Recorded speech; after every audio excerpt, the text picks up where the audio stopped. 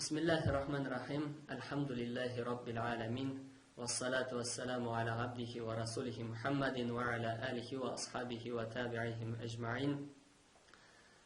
Allah Rabbimiz Qur'onda bizga belgilangan vazifalar turida ayta: "La yukallifullohu illa wus'aha." Alloh taala bandaga u ko'tara olmasday amallarni yuklamaydir deydi. Ham endi mana bu uraza masalasida ol iskarma bo'lib turmay, albatta Alloh taala bandalarning halini bilar. Ham endi agar ularning uzrlari bo'lsa, ularga urazani tutmasga ruxsat etganligini Alloh taala Baqara surasida aytib ketadi. Allah Rabbimiz ayta: "Ayyaman ma'dudat, faman kana minkum maridan aw ala safarin fa'iddatun min ayyamin ukhar." Belgili kunlarda, ya'ni Ramazon oyida uraza tutug'iz. Agarda sizning orangizdan shirli bo'lsa yoki birariga safarga chiqib ketsa, boshqa kunlarda shu qoldirilgan kunlarni qazo qilsin deydi. Shu oyatdan belgili bo'lgancha, demak kishi safarga 88 kilometr yiroqlikdagi oraga chiqib ketar ekan, u kunni yoki safar vaqtida endi 15 kunga qadar anga urazasini tutmasga ruxsat etiladi. Lekin mana shu safar aning bitgach, u uni qazo qilirga tiyish boshqa kunlarni. G'alimlarimiz aytalar, agarda anga zarar kelmas deb bilsa, urazada bo'lu anga yaxshiroqdir deb.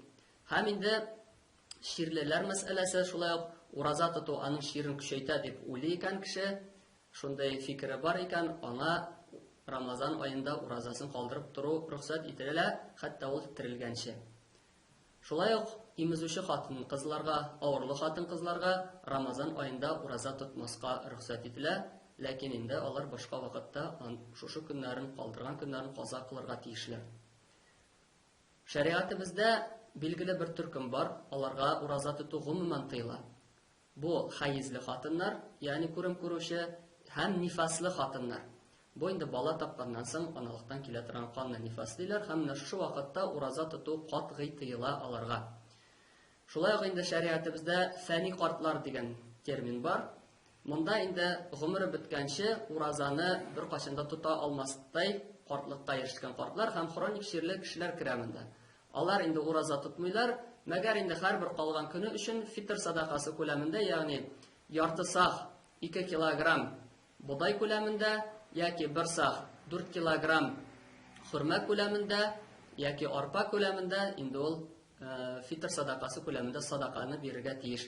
Yoki endi ruxsat etiladi, har qolgan kun uchun bir miskinni 2 taqir to'ygancha oshatu, hatto ular bik ozgina oshasalarda. Agarda bola balig'atga erishsa yoki uraza kunining kuni davomida kafir islom dinini qabul etsa, ular Ramazon oyining qolgan ulushini uraza tutib bitirarlar. Anga haqli qolganlarini endi qazo qilib tiyish tugul. Endi Allah Rabbimiz har barchalarimizga da xayrli yengilliklarini nasib etsin. Onun rahmatine erishirga shu Ramazon oyi bizga sababchi bo'lsa edi. Alhamdulillahi Rabbil alamin. Wassalatu wassalamu ala abdihi wa rasulihi Muhammadin wa ala alihi wa sahbihi wa tabi'ihim ajma'in.